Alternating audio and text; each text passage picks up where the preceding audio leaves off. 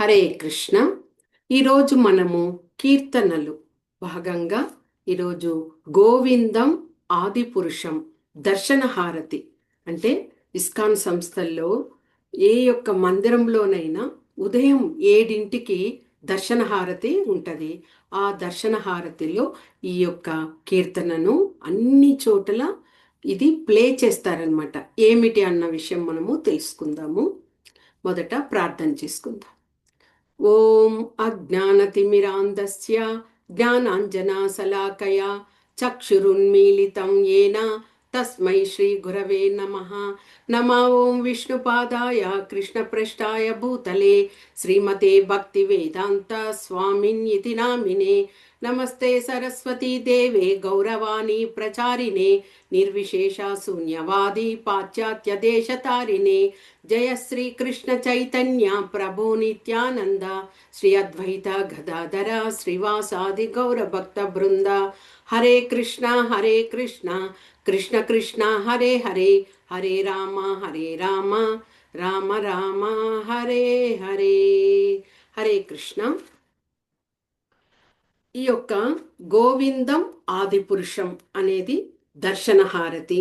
ఇది వరకే మనం చెప్పుకున్న విధంగా మందిరాలలో అన్ని చోట్ల ఈ యొక్క 7ంటికి ఈ యొక్క దర్శనహారతిని చేస్తారు. కాకపోతే ఇందులో ఒక ప్రత్యేకత ఏమిటి అంటే, సాధారణంగా మనము నరసింహ ప్రార్థన కానీ తులసి ప్రార్థన కానీ ఎవరైనా పాడుతారు, అందరూ కూడా భక్తులంతా కూడా చేరి పాడుతారు. కానీ ఇది ఈ యొక్క కీర్తనను మాత్రము ప్రభుపాదుల వారు ఏం చెప్పారంటే, ఆ యొక్క యమునాదేవి మాతాజీ ఆమె పాడారు ఈ యొక్క కీర్తనను. ఆమె గొంతులు వినిపించే విధంగా ఆ రికార్డును మాత్రమే ఆ మందిరాలలో ప్లే చేయాలి. అలాగ ప్లే చేసినప్పుడు దాంతోపాటు అందరూ పాడవచ్చు. ప్రత్యేకంగా మనము ఎవ్వరము పాడడానికి లేదనమాట. అంటే ఇలాగ కీర్తన నేర్చుకోవచ్చు, పాడవచ్చు. కానీ మందిరంలో అది ప్రభుపాదుల వారి యొక్క ఆయన కోరిక అనమాట. ఆ మాతాజీకి అంత భక్తి చేశారు, ప్రేమతో ఉండేవారు కాబట్టి ఆ విధంగా తెలియచేశారు. అది ఆ కీర్తనను చూద్దాం. చాలా చక్కగా ఉంటుంది ఈ కీర్తన. ఓకే, ఇది మనకి బ్రహ్మ సంహితలో బ్రహ్మ స్వయంగా శ్రీకృష్ణ భగవానుని స్తుతించినటువంటి ప్రార్థించినటువంటి శ్లోకాలే అన్నమాట. ఇవి మనము తెలుసుకుందాం. గోవిందం ఆదిపురుషం తమహం భజామి. ఓకే, గోవిందం ఆదిపురుషం తమహం భజామి.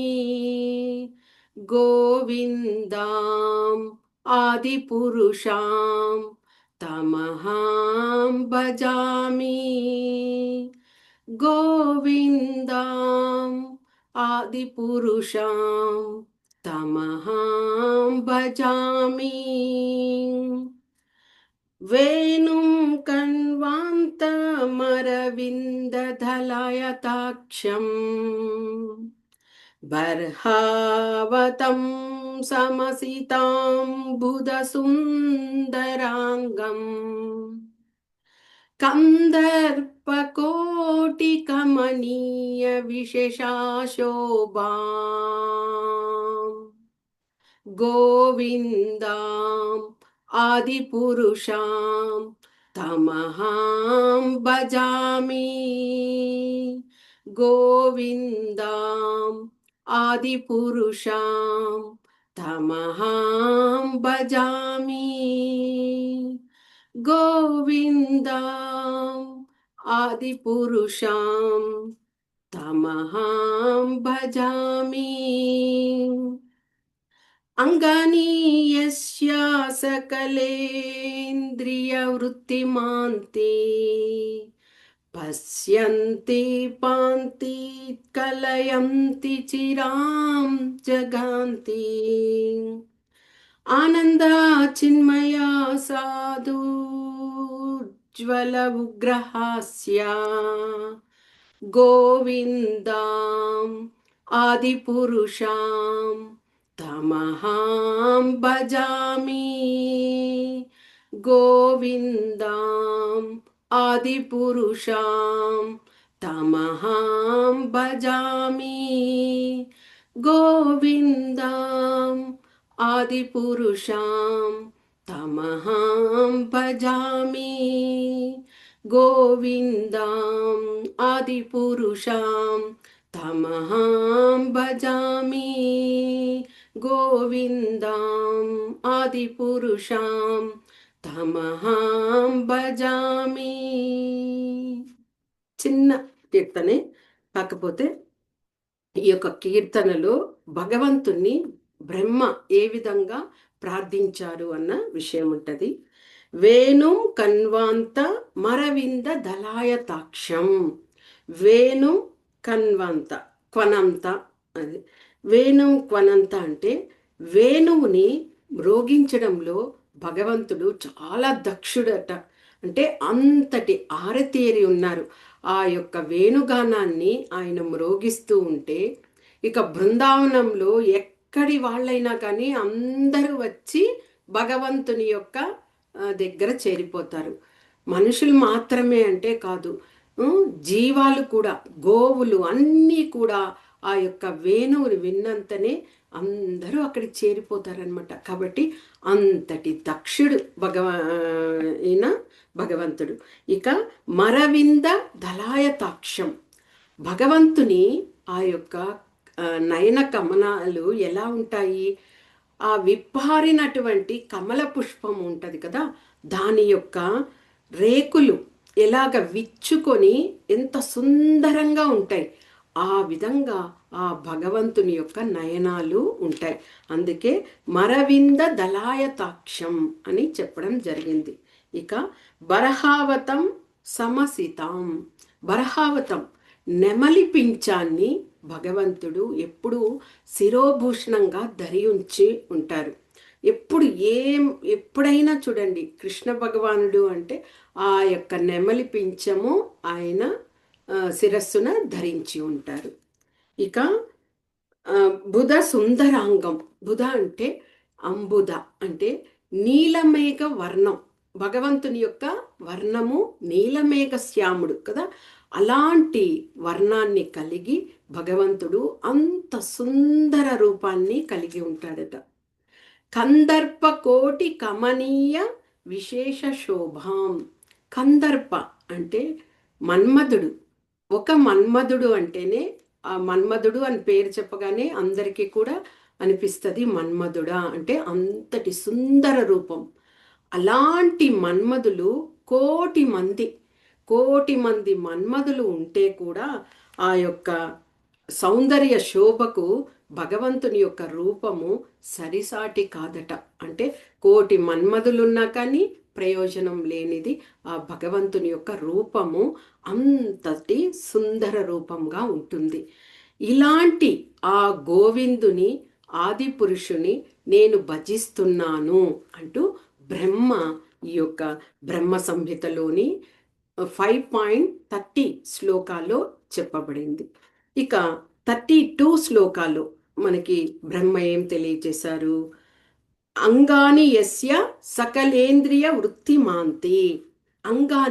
అంగములన్నీ కూడా సాధారణంగా బద్ధజీవులైనటువంటి మన శరీర అంగాలన్నీ కూడా ఎలాగా ఇంద్రియాలకు లోబడి ఉంటాయి. మనము ఇంద్రియాలు ఏ విధంగా చెప్తే ఆ విధంగా మన అంగాలన్నీ కూడా అలా పనిచేస్తుంటాయి. కానీ భగవంతుని యొక్క ప్రతి అంగం కూడా ఇలాగా ఆ ఇంద్రియాలకన్నిటికీ కూడా అతీతంగా ఉంటుంది. ఇక సకలేంద్రియ వృత్తిమాంత్రి, ఆ యొక్క సర్వేంద్రియ కార్యాలన్నీ కూడా పూర్తిగా విలసితమై ఉంటాయి. అంటే భగవంతుడు ఎప్పుడైతే ఆ ఇంద్రియాలకు అంతటికీ అతీతుడుగా ఉండి ఆయన ఏ కార్యం చేసినా కానీ అది పూర్తిగా విలసితమై ఉంటుంది. ఇక పశ్యంతి పాంతి కలయంతి చిరం జగంతి, అంటే ఆయన సర్వదా ఏమిటి పశ్యంతి అంటే పూర్తిగా కూడా చూడడం అన్నమాట. అంటే అన్నింటినీ ఆయన పోషకుడై చూస్తున్నాడు. ఏ విధంగా? సర్వదా, అన్ని అంటే ఆధ్యాత్మిక జగత్తును, భౌతిక జగత్తును, వీటినన్నింటినీ కూడా సృష్టించింది ఆ ఆది పురుషుడైనటువంటి భగవంతుడే. ఆ భగవంతుడే సృష్టించి ఆయనే పోషిస్తూ చివరికి లయం కూడా కావిస్తున్నాడు కదా. కాబట్టి అలాంటి ఆది పురుషుడు.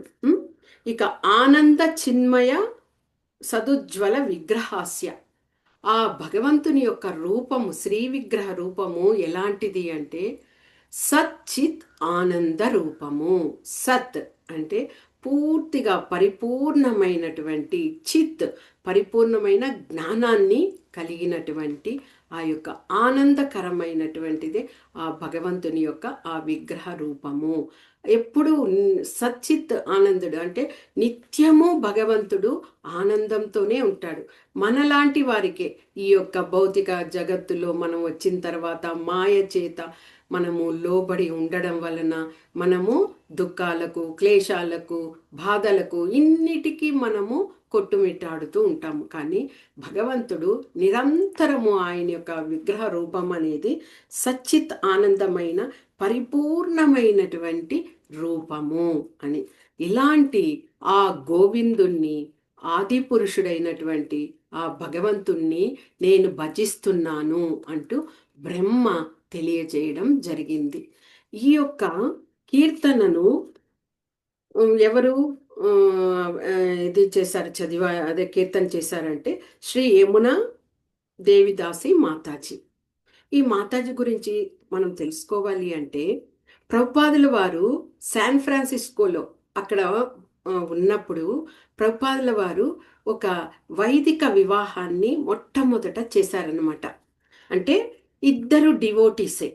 ఆ డివోటీసు ఇష్టపడ్డారు కాబట్టి వారిద్దరికి కూడా, అంటే ప్రభుపాదుల వారు ప్రతిదీ కూడా ఏ విధంగా తెలియచేయడంలో శిష్యులకు ముందుంటారు. అంటే భగవంతుని యొక్క విగ్రహారాధన ఎలాగ చేయాలి, భగవంతునికి సేవలు ఎలా చేయాలి, భగవంతునికి భోగా ఎలాగ అర్పించాలి, ప్రసాదాన్ని ఎలాగా అందరికీ కూడా పంచాలి, అలాగా అన్నీ తెలియచేస్తారు. చివరికి ప్రభుపాదుల వారు మరణ సమయంలో కూడా మరణాన్ని ఏ విధంగా పొందుతారు అన్నది ఆయన తన స్వంత ఇదిగా చివరి శిష్యులకు చివరి క్షణాలను కూడా మరణ విషయంలో కూడా తెలియజేశారు. ఆ విధంగా ఒక భక్తులు అంటే వైష్ణవ భక్తులైనటువంటి వారికి ఆ వైదిక వివాహం అనేది కూడా ఏ విధంగా జరుగుతుంది అని ఆ ఫస్ట్ టైము ఇద్దరికి ప్రభుపాదుల వారు వివాహం చేశారు. అదే వారే జానకి ముకుంద. మనం శ్రీల ప్రభుపాదుల వారి లీలామృతంలో కూడా ఇవన్నీ కూడా తెలుసుకున్నాము. అలాగ వివాహం జరిగే సమయంలోనే ఈ యొక్క జానకి అనే మాతాజీనే యమునా మాతాజీ యొక్క సోదరి అన్నమాట. ఆ యొక్క వివాహ సందర్భంలోనే ప్రభుపాదుల వారు యమునా మాతాజీని చూడడం జరిగింది. ఇక ఆమె ఎంతటి భక్తి పారవశ్యంతో ఉండేవారంటే ప్రభుపాదుల వారి వెన్నంటి ఉంటూ నిత్యము భగవంతుని యొక్క విగ్రహారాధన చేయడం కానీ, పూలను మాలలుగా గుచ్చి భగవంతునికి సమర్పించడం, ఆ వస్త్రాలన్నింటి అలంకరణ, ఆభరణాలు అలంకరణ, ఈ విధంగా లండన్లో ఉన్నప్పుడు కూడా మాతాజీ మందిరంలో చాలా సేవలను చేశారనమాట. ఆ విధంగా ప్రభుపాదుల వారు ఆ మాతాజీకి కిచెన్లో కూడా భగవంతునికి ప్రసాదాలు ఏ విధంగా తయారు చేయాలి అన్న ప్రతి ఒక్క వంటకాలను అన్నింటినీ చేసి ఆ మాతాజీకి తెలియజేసేవారు. సహజంగా మాతాజీకి ఆ యొక్క ఇంట్రెస్ట్ ఉండడం వలన ప్రభుపాదుల వారి దగ్గర ఉండి అవన్నీ నేర్చుకునేవారు. అలాగ నేర్చుకునేటప్పుడు ప్రభుపాదుల వారు చాలా స్ట్రిక్ట్గా ఉండేవారు. మాతాజీని మాటి మాటికి ఆచమనం చేసుకునేవారు. అంటే మనం భగవంతునికి అంటూ ప్రసాదాలు తయారు చేసేటప్పుడు అలాగ మనము చేతిని దనుకోవడం కానీ, అంటే వేరే వస్తువులను తాకడం అలాగా కాదు, చాలా ఇదిగా చేయాలి భగవంతునికి ప్రసాదం. కాబట్టి మాతాజీకి మాటి మాటికి ఆయన చెప్పేవారు, నువ్వు చేతులను ఆచమనం చేసుకో. అలా చెప్తూ ఉంటే కూడా ఎప్పుడు కూడా యమునాదేవి మాతాజీ ఆమె తనను ప్రభుపాదుల వారు ఇన్నిసార్లు చెప్తున్నారు అని ఎప్పుడు కూడా బాధపడలేదు. ఇంకా ఇంట్రెస్ట్గా తండ్రిలాగా ప్రభుపాదుల వారిని గుర్తించి ఆమె అన్ని మెలకువలు ప్రభుపాదుల వారి వద్ద నుంచి నేర్చుకున్నారు. ఆమె ప్రభుపాదుల వారి చేసిన వంటకాలన్నీ ఆమె తయారు చేసినప్పుడు ప్రభుపాదుల వారు మెచ్చుకునేవారట. అంతటి రుచిగా చేసేవారు. ఆ విధంగా ఎన్ని రకాలైన వంటలు ప్రభుపాదుల వారి నుండి నేర్చుకున్నారో యమునాదేవి మాతాజీ ఆమె 800 పేజీలతో ఒక పుస్తకాన్ని ప్రచురణ చేశారు. ఉట్టిగా అన్నీ కూడా కుకింగ్ అనమాట, వంటలు ఏ విధంగా తయారు చేయడము ఆ విధంగా చేసి అది పబ్లిష్ చేసి అన్ని ఇస్కాన్ మందిరాలలో అంతా కూడా ఆ యొక్క బుక్స్ వితరణ జరిగిందనమాట. ఆ విధంగా పూర్తిగా మాతాజీ ప్రభుపాదుల వారి వద్ద ఉండి తెలుసుకునేవారు. ఇది తర్వాత ఆమె ఒకసారి ప్రభుపాదుల వారు బృందావనంలో ఉన్నప్పుడు శ్రీ రాధా దామోదర మందిరంలో ప్రభుపాదుల వారు ఉండేవారు. అలాగ ఉన్నప్పుడు ఈమె యమునాదేవి మాతాజీ వచ్చి గురుదాస ప్రభుజీతో వివాహం జరిగింది. గురుదాస ప్రభుజీ గురించి మనం చాలాసార్లు అదే లీలామృతంలో ప్రభుపాదుల వారి లీలామృతంలో తెలుసుకున్నాం. ఆ గురుదాస ప్రభుజీనే బృందావన మందిరము నిర్మించేటప్పుడు ఎంతో వ్యయ ప్రయాసలకు ఆయన ఇదయ్యి చక్కగా ప్రభుపాదుల వారు ఏ విధంగా చెప్పారో ఆ విధంగా భక్తులను అందరినీ సమకూర్చి చాలా పగళ్ళు కష్టపడి గురుదాస ప్రభుజీ బృందావన మందిరం కట్టేటప్పుడు చాలా సేవలు చేశారనమాట. ఆ ప్రభుజీనే యమునాదేవి మాతాజీ వివాహం చేసుకున్నారు. దామోదర మందిరంలో ప్రభుపాదుల వారు ఉన్నప్పుడు ప్రతిరోజు ప్రభుపాదుల వారు ఈ యొక్క హారతి అదే దర్శన హారతి సమయంలో ప్రభుపాదుల వారు ఇదివరకే చెప్పున్నారు. ఎందుకు అంటే యమునాదేవి మాతాజీ కంఠము చాలా బాగుంటుంది ఆమె గానం చేసినప్పుడు. ఆ విధంగా ఒకసారి ఈ గోవిందం ఆదిపురుషం ఈ యొక్క కీర్తనను ఆమె చేసినప్పుడు ప్రభుపాదుల వారు ఆ కంఠానికి ముగ్ధులైపోయారట. అంతటి ఒక స్వీట్గా ఆ యొక్క కీర్తన ఉండడం వల్ల ప్రభుపాదుల వారు చాలా ఇష్టపడి ఇక మీదట ఎక్కడ కూడా మందిరాలలో దర్శనహారతి అంటే భగవంతునికి కర్టెన్ తీసిన వెంటనే దర్శనహారతి చూపిస్తారు కదా, ఆ దర్శనహారతి సమయంలో యమునాదేవి మాతాజీ పాడినటువంటి ఈ కీర్తనను ప్లే చెయ్యాలి. అంటే ఇంకెవ్వరు మనం పాడవచ్చు, ఆ కోరస్గా మాతాజీ పాడిన ప్లే అవుతున్నప్పుడు మనం పాడవచ్చు, సపరేట్గా మనం ఎవ్వరం కూడా పాడే విధంగా కాకుండా అని ఆ ప్రభుపాదుల వారు తెలియచేశారట. ప్రభుపాదుల వారి కోరిక మీదుగా ఇప్పటికీ ప్రభుపాదుల వారు దేహం త్యజించి 48 ఇయర్స్ 50 ఇయర్స్ కాబోతుంటే కూడా ఇప్పటికీ కూడా ప్రపంచంలో ఏ మందిరంలోనైనా ఈ యొక్క దర్శన హారతికి యమునాదేవి మాతాజీ పాడినటువంటి ఆ క్యాసెట్నే ప్లే చేస్తారనమాట అందరు కూడా. ఆ విధంగా ఇక్కడ దామోదర మందిరంలో ప్రభుపాదుల వారు దర్శన హారతికి నిలబడ్డారు. అనుకోకుండా ఆ సమయానికి ఏమైంది, కరెంటు పోయింది. పద్ధతి ప్రకారం ఏమిటి, ఆ దర్శన హారతి సమయంలో ఈ యొక్క యమునాదేవి మాతాజీ పాడిన ఆ ప్లే చేయాలి కదా. ఆ సమయానికి ప్రభుపాదుల వారితో యమునాదేవి మాతాజీ కూడా ఉన్నారనమాట. అప్పుడు ప్రభుపాదుల వారు శ్రీ రాధా దామోదర నీ నుండి నేరుగా వినాలని ఉన్నది కాబట్టి మీరు ఈ యొక్క కీర్తన చేయాలి అన్నప్పుడు ఆమెకు చాలా అంటే అంతటి వినయంగా ఉంటారు మాతాజీ. కాబట్టి కాస్త సంశయంతో ఉన్నారు. తర్వాత చక్కగా ఈ యొక్క గోవిందం ఆదిపురుషం తమహాం భజామి అనే ఆ కీర్తనను డైరెక్ట్గా పాడారట. అందరూ హరి బోల్ హరి బోల్ హరి బోల్ అని అక్కడ ఉన్నటువంటి ఆ యొక్క మందిరం అంతా కూడా ధ్వనించిపోయిందట ఆ శబ్దానికి. అంత చక్కగా పాడారట. ఈ విధంగా యమునాదేవి మాతాజీ ప్రభుపాదుల వారి హృదయంలో ఒక స్థానాన్ని ఏర్పరచుకున్నారు. అంటే ఆమె పాడిన పాటనే ఇప్పటికీ కూడా అందరూ వింటారు. మామూలుగా మనము నరసింహ ప్రార్థన కానీ, తులసి ప్రార్థన, గురువాష్టకము, గురువందన ఇవన్నీ కూడా ఎవరైనా ఒకరు పాడుతూ ఉంటారు, వారితో పాటు మనం మందిరాలలో మనం పాడుతాం. కానీ ఈ యొక్క కీర్తనను మాత్రము ప్రత్యేకంగా ప్లే చేసిన దాంతో పాడినప్పుడే మనం అందరం కూడా పాడుతాం అనమాట. అంతటి స్థానాన్ని యమునాదేవి మాతాజీ ప్రభుపాదుల వారి వద్ద పొందారు. చాలా సేవలు చేశారు, చాలా సేవలు చేశారు. తర్వాత 2011వ సంవత్సరంలో యమునాదేవి మాతాజీ ఒకరోజు రాత్రి సమయం కూడా సైనహారతి భగవంతునికి అన్నీ చేసిన తర్వాత ఉదయాన ఆమె ఆమె కూర్చునే చైర్లో కూర్చుని అలాగే ఉన్నారనమాట. ఎలాగా చేతిలో ఆ యొక్క జపమాల ఉన్నది. అలాగే మాల చేస్తూ చేస్తూ చిరునవ్వుతో ఉన్నారు. అలాగే నవ్వుతూ ఆనందంగా ఆమె మోము అంత ఇదిగా ఉన్నదనమాట. తర్వాత అక్కడికి వెళ్ళినటువంటి వాళ్ళు చూసి మాతాజీ సాధారణంగా చిరునవ్వుతూ అలాగే కళ్ళు కూడా తెరుచుకొని ఉన్నారు.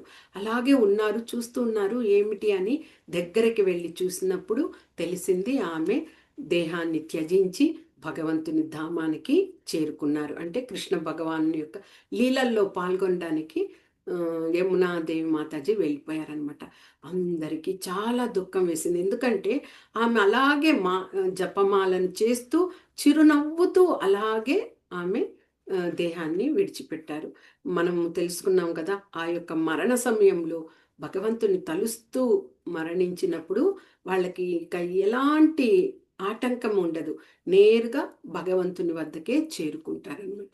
అది యమునాదేవి యొక్క ఇది. అంటే ఈ కీర్తనలో అంతటి అమృతం లాగా ఉన్నదనమాట ఆమె పాడినప్పుడు. కాబట్టి ప్రభుపాదుల వారు ఆమెను ఎంచుకొని ఆ కీర్తనను ఆమె పాడిన విధంగానే ప్లే చేయండి అని చెప్పడం కూడా జరిగింది. ఇదే ఈ యొక్క కీర్తన యొక్క సారాంశం. ఓకేనా. వాంఛా కల్పతరుభ్యశ్చ కృపా సింధుభ్య ఏవ చ పతితానాం పావనేభ్యో వైష్ణవేభ్యో నమో నమః. శ్రీ యమునా దేవిదాసికి జై.